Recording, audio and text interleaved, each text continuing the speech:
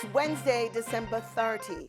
This is the news on PBCJ. I'm Carol Francis. The government has partnered with the Food and Agriculture Organization, FAO, to continue supporting farmers through its buyback program. The buyback program provides seeds of opportunities to livestock and fresh produce farmers. More from Marlon Samuels. To safeguard the country's food security and accelerate the sector's recovery from the economic fallout caused by the COVID-19 pandemic, the Ministry of Agriculture implemented the buyback program. The initiative started this year. It forms a part of the government's strategic program of supporting farmers impacted by COVID-19. Through the buyback program, assistance is given to fresh produce and livestock farmers. Excess produce from farmers are purchased and redistributed. The Ministry of Agriculture also arranged mobile farmers markets to sell excess produce. It also coordinated the distribution of produce to quarantined communities for farmers who donated their excess supply. The Food and Agriculture Organization, FAO, has reportedly given the Ministry of Agriculture $35 million to boost the buyback program. Minister of Agriculture and Fisheries, Floyd Green, says the focus will be placed on women and young farmers in eastern parishes. According to Mr. Green, the buyback program is also being used to support children in association with the United Nations Children Fund, UNICEF. For the news on PBCJ, I am Marlon Samuels. In 2021, the Ministry of Agriculture and Fisheries will embark on a campaign aimed at increasing the production and consumption of tilapia as part of measures to grow the aquaculture industry. Agriculture Minister Floyd Green says enormous opportunities exist for local tilapia. Following a tour of the Longville Park Farms in Clarendon, Mr. Green said a massive promotional drive will be undertaken to dispel the myths and promote the consumption of tilapia, noting that there is huge demand for freshwater fish. Mr. Green says fish farming is an area that has seen growth despite challenges associated with the COVID-19 pandemic. The Agriculture Minister says, quote, "We are seeing a 50 to 100% increase in demand for tilapia." He added that the ministry's hatchery will be expanded to meet the growing needs of the sector. An unsettling reality is that annually hundreds of people go missing. In 2018 alone, 1,512 children were reported missing in Jamaica. Fortunately, there is an average 90% recovery and return rate of children on the island. Adults also go missing. Some are never seen again. During this festive season with increased activity, there is normally an increase in reported missing persons. Head of the Corporate Communications Unit of the Jamaica Constabulary Force, Senior Superintendent of Police Stephanie Lindsay, says that members of the public should not hesitate to report missing persons. I want to emphasize that there is really no waiting time. So there's no 24 hours. Once you're of the view that the person's absence and your inability to contact that person is outside of the person's normal routine, it is not something that the person would normally do, then it is important that you make a report immediately to the nearest police station. And if you notice, I emphasize the nearest police station. So if you ever go to a police station and you're asked to go to another police station without the report being taken, you should insist that the report be taken then and there. It may be necessary afterwards for you to go to another police station because the jurisdiction from where the person was missing, and for a continuous investigation, you may have to go to the local police, but the initial police that you make contact with should appreciate the report. SSP Lindsay was speaking at a recent JIS think tank. Time now for a COVID-19 update from the Health and Wellness Ministry. The death toll from COVID-19 has passed the 300 mark in Jamaica. 4 more deaths were reported for Tuesday, December 30. They are a 72-year-old male from St. James, a 56-year-old male also from St. James, an 83-year-old male from Westmoreland, and an 82-year-old female from St. James. All 4 deaths were formerly under investigation. In the meantime, 41 new COVID-19 cases were recorded over the past 24 hours. That tally has now moved to 12,793, of which 2,018 are active cases. 102 recoveries were also reported, moving that total to 10,319. At this time, 89 persons are hospitalized, 6 are moderately ill, and 8 are critical. For the news on PBCJ, I'm Gabrielle Thompson. A family in eastern St. Thomas was facing a bleak Christmas after losing their business to a fire. However, Member of Parliament Michelle Charles and members of the Jamaica Fire Brigade staged a timely intervention. Melvin Pennant tells us how in this report. Misfortune struck on Saturday, December 19 in Dumfries, St. Thomas, just days before Christmas. Nail technician Take Reid had left her salon to get some rest when she alerted to the disaster, fire. Can't believe the Take shot burn now.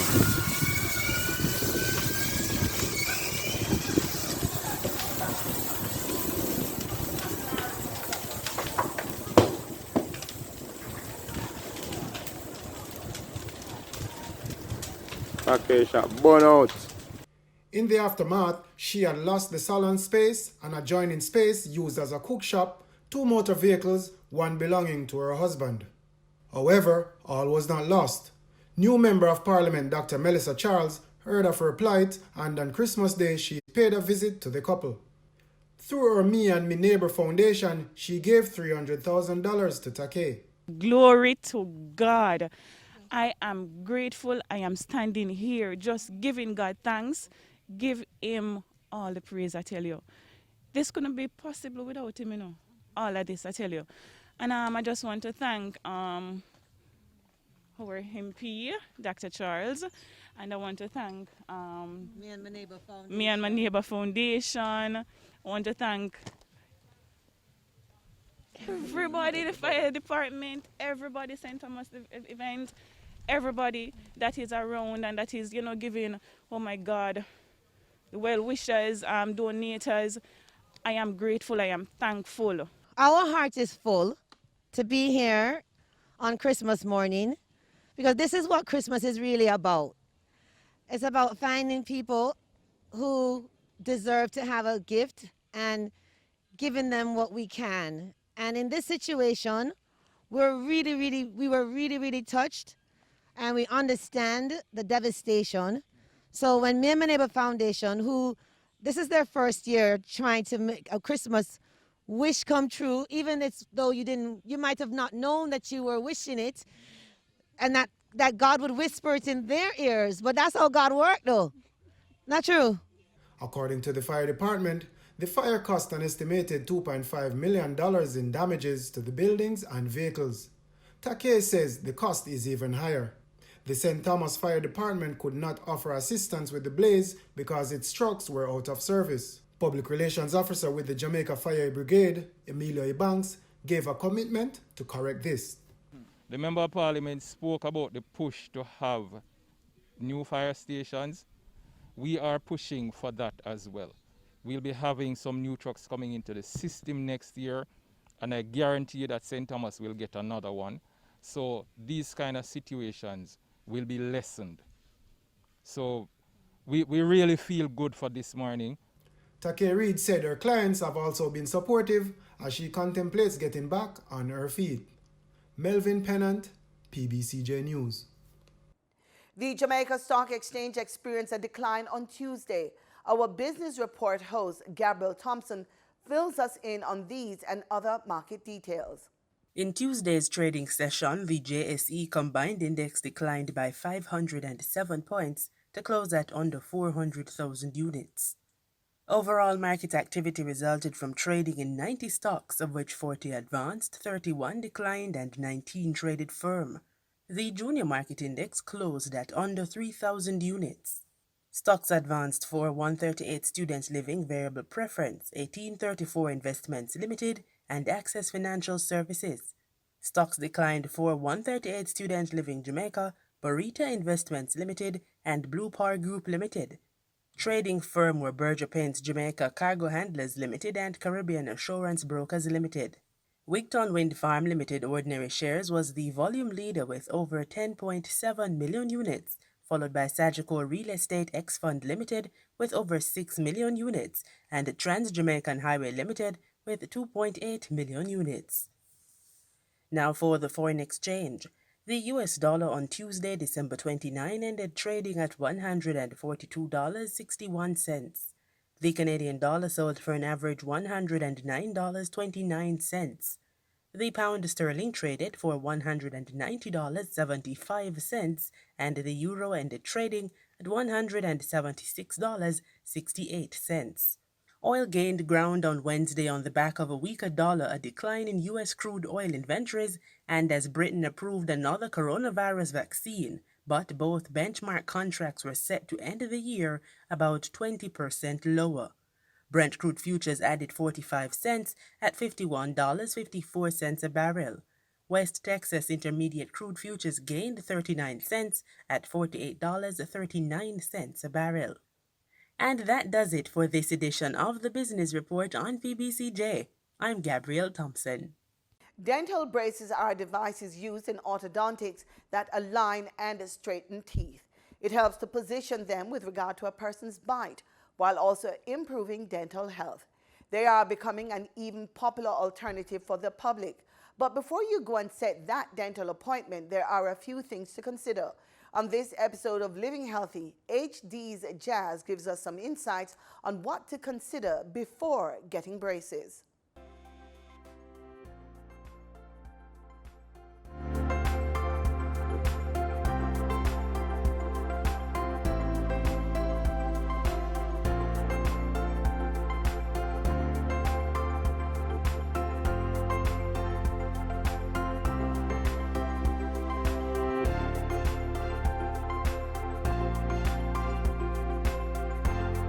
Hi, I'm HD. Welcome to another episode of HD's Jazz.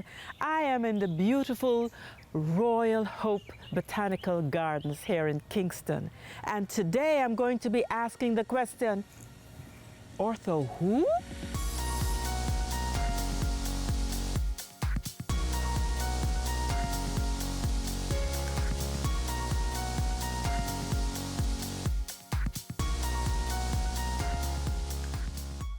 Anna, I'm not sure if it's me, but it seems as if these days everybody wants to wear braces. It's almost like a status symbol, like jewelry or something that you would adorn yourself with.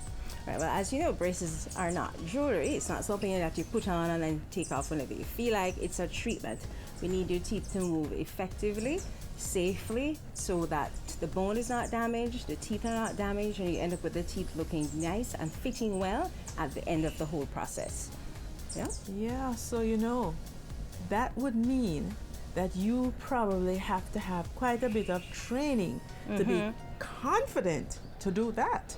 Absolutely. After 4 years of dental school, there's an additional 2 to 3 years of special training just to learn how to move teeth safely, to make sure everything is nice and stable at the end, it's healthy at the end, it fits right, and you look good.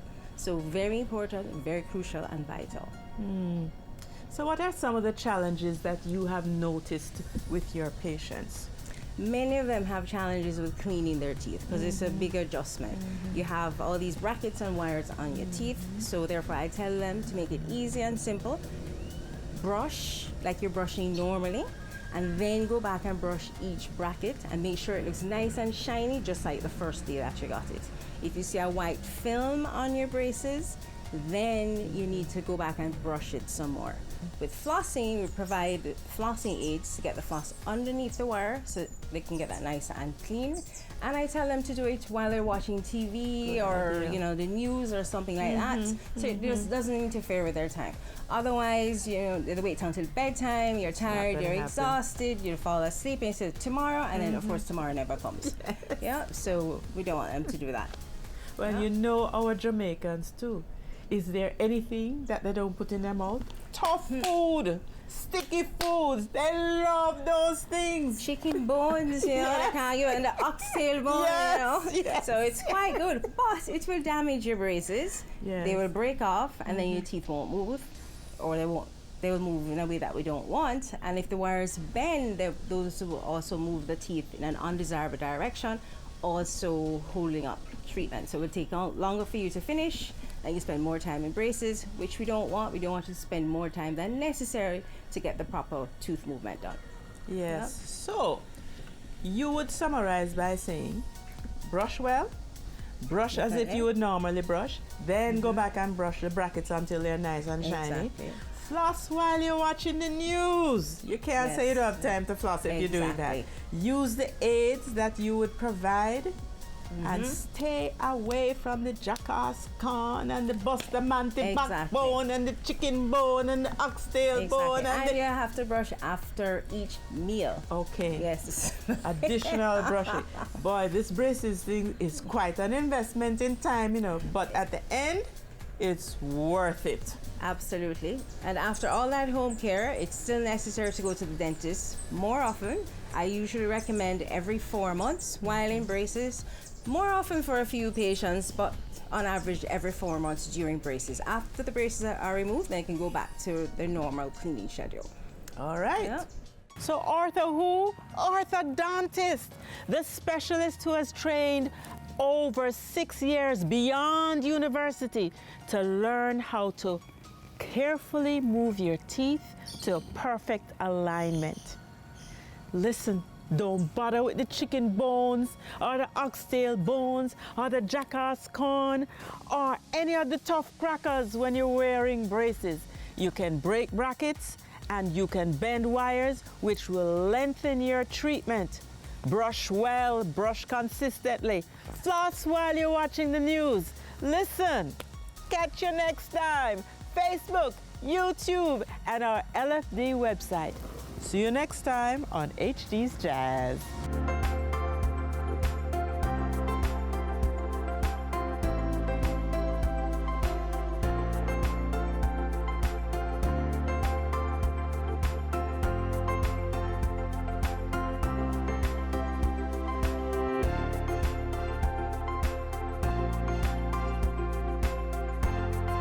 In regional news, St. Vincent has upgraded its volcanic alert level to orange. Residents are being urged to prepare for any eventuality following activity recorded at the Sophia Hills volcano. During an emergency media briefing on Tuesday afternoon, St. Vincent and the Grenadines Prime Minister Dr. Ralph Gonsalves said there were marginal volcanic activity in the past month, which culminated in the strong sulfur smell and oozing eruption witnessed near the volcano on Tuesday.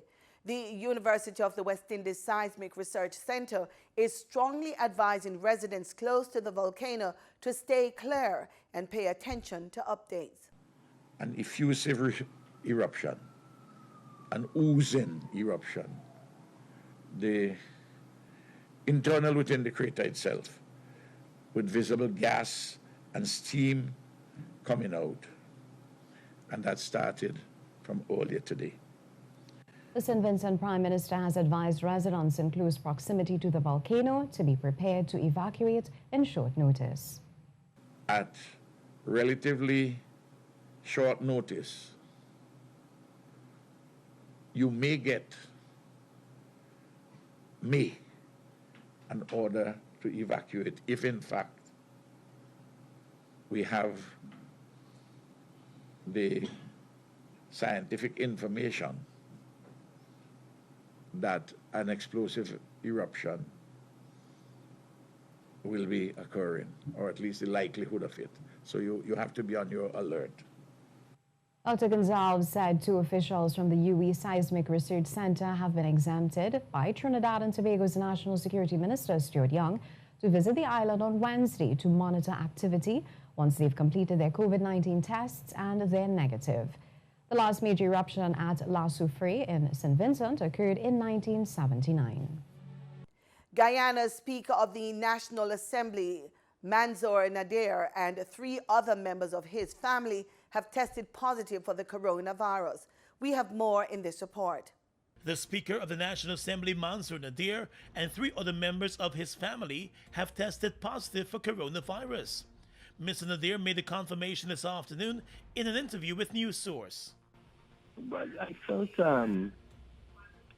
feverish, loss of taste in the mouth, and headache from the night. So out of abundance of caution, I decided to conduct the session virtually yesterday, right? And it didn't improve much today. So we arranged to get a test done for the entire family. And actually 4 out of 5 persons are positive. But the bottom line is people that if they're feeling symptoms, they got to get tested. That's the only way you can know and stay away from other people and so forth. Back in September, just after the opening of Parliament, the Speaker announced that he had tested positive for coronavirus.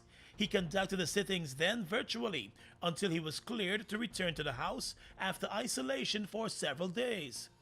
Mr. Nadir explained today that on Sunday, he woke up to a headache, a mild fever, and the loss of taste. He said out of an abundance of caution, he decided to stay away from the National Assembly on Monday, and he conducted the sitting virtually.